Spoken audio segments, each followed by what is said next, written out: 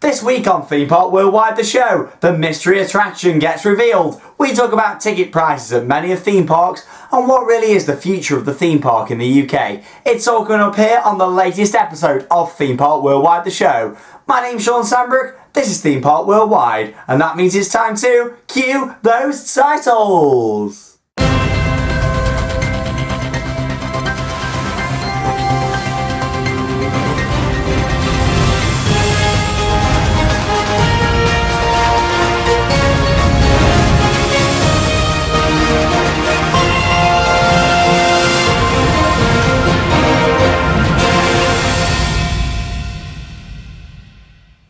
Well, yes, hello there guys, and yes, we are back here at the wonderful world of theme parks. We've been up to Blackpool Pleasure Beach again this weekend. Hope you've enjoyed the updates over on our Facebook and Twitter pages. And we had a really good time there, much better than the past few weeks when we went. And Valhalla, which is one of our favourite dark rides in the country, if not the world, was running absolutely beautiful. There was only one effect off, and that was just a little waterfall when you go in. I'm sure a lot of you out there have rode Valhalla at Blackpool Pleasure Beach and know what an awesome experience it is.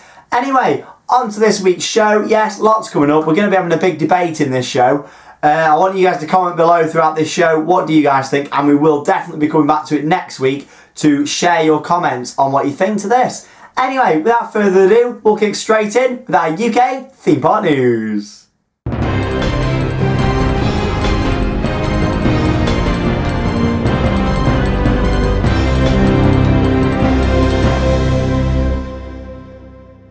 So just last Tuesday in the show, I was talking about a brand new Merlin attraction, a brand new brand. We didn't know what it was going to be, and that was coming to County Hall in London. What we didn't realise was that that night it was actually revealed by Merlin Entertainments and that it was going to be a Shrek attraction themed to Far, Far Away. It's going to be a custom story based on Shrek, and there's not just going to be one there, there's going to be 6 of these attractions, whether that's globally or just in the UK. They haven't really stated too much yet. But it looks absolutely awesome from what we can see. It all sort of makes up now what we saw in them plans. We saw the corridors like a batch thing of like groups, like the dungeon.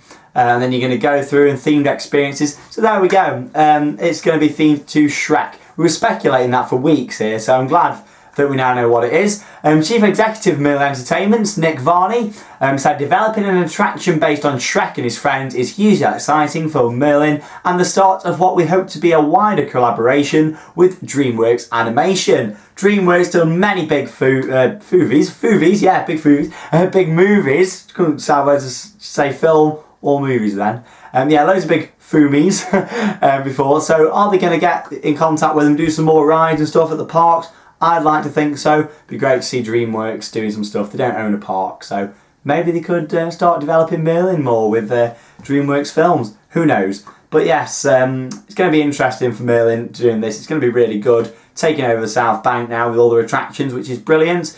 And they sold 70,000 annual passes in the January sale. That's in 1 month alone. 70,000 annual passes, which is brilliant. That's why they're doing two days for Thorpe Park Annual Pass Day, I presume. But yes, it's going to be really, really good.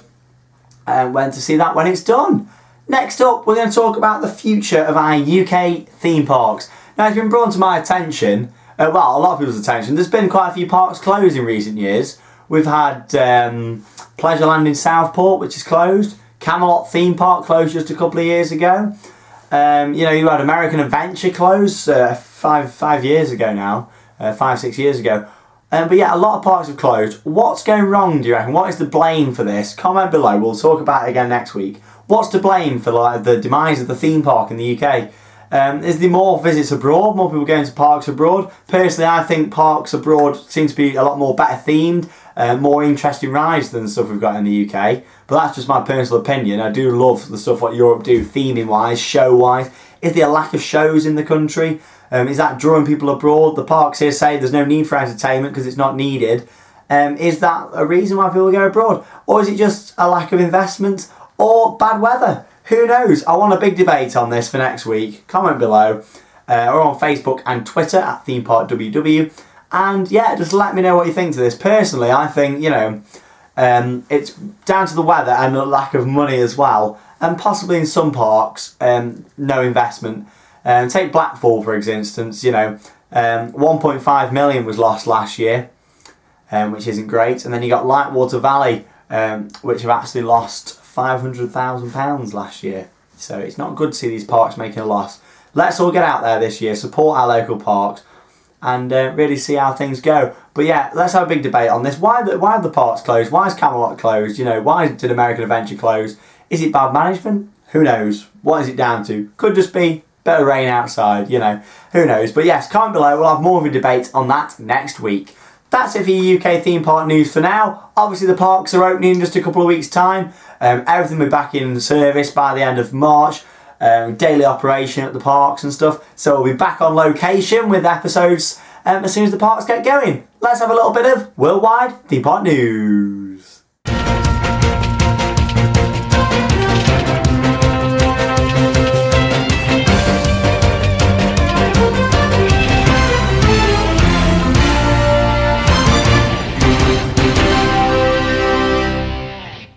The tallest drop tower in the world is about to be built onto the tallest roller coaster in the world. Yes, Six Flags Great Adventure, over obviously the old Six Flags parks all over America. There's loads of parks, couldn't tell you how many there is. I'm sure there's someone who watches these videos who could tell you that.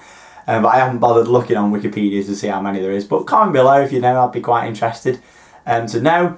And we've got Zumanjaro Drop of Doom. Sounds a bit like Lex Luthor, which is another Six Flags park, which is a drop tower. But this is a bit bigger, and it's standing at 415 feet tall. Wow!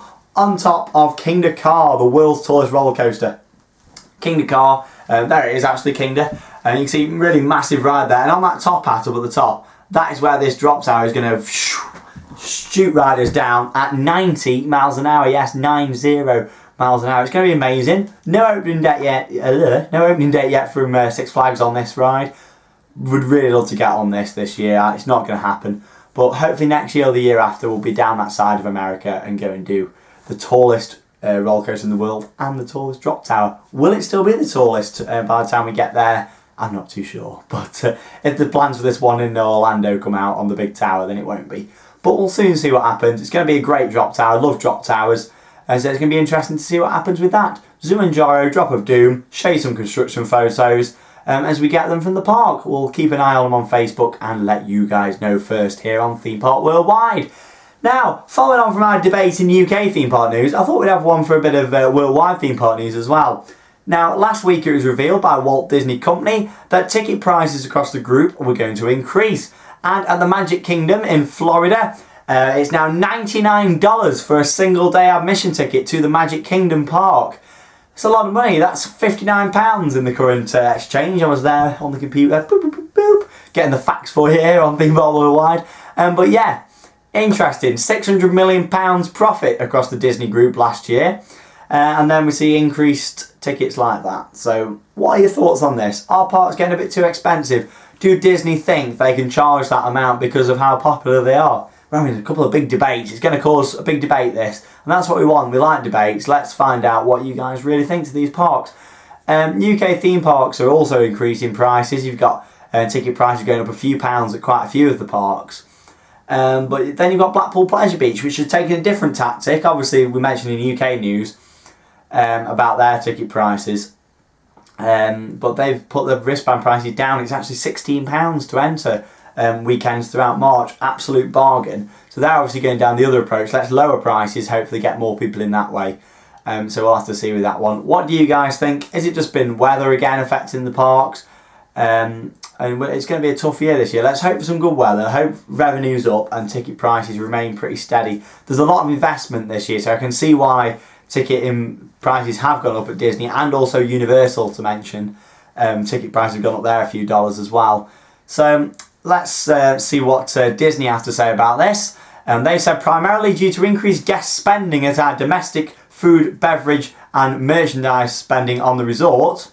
That's what Disney said. That's why it's getting expensive. So yeah, not too sure on that from Disney. They're basically saying the spend per head has changed, so the prices need to go up. Don't agree with that myself, but let's have a debate for next week. I'm going to have a bit of a debate show next week, and you'll also get excited for the parks opening in less than 2 weeks as well. That's all for your worldwide theme park news. It's now time for Merch Paradise!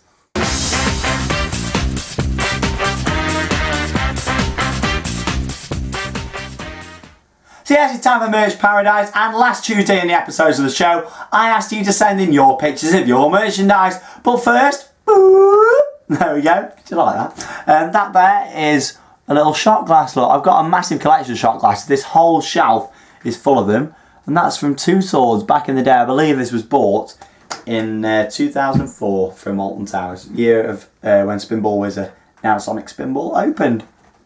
There we go. But yes, your merchandise, if you have a look at this, look, that's Nathan Sutton's SeaWorld mug.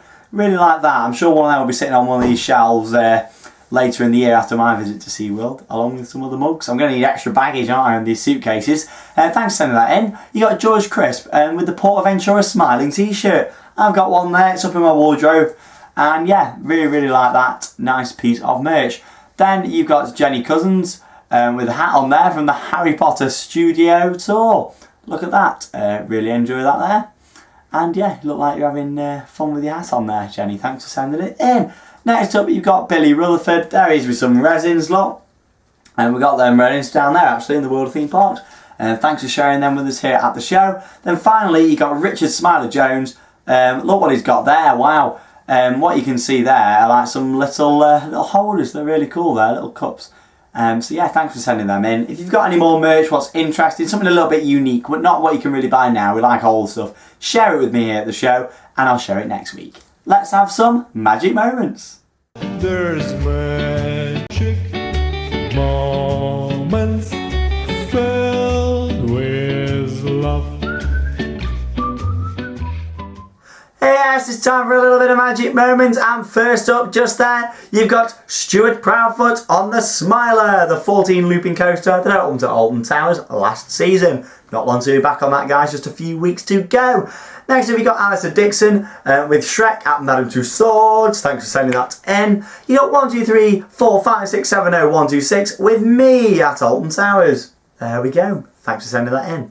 And then you got Daniel Whitelaw at Thorpe Park. There he is, looking quite cool there with Rush sat in the background. Thanks for sending that into the show, Daniel. Finally, you got Billy Rutherford on the Runaway Mine Train. There you go. If you got a shout out, guys, or a magic moment, all you need to do is send them in to us here at the show via Facebook, Theme Park Worldwide, or by following us on Twitter at Theme Park WW. Talking of shout outs, I think it's time for some right now.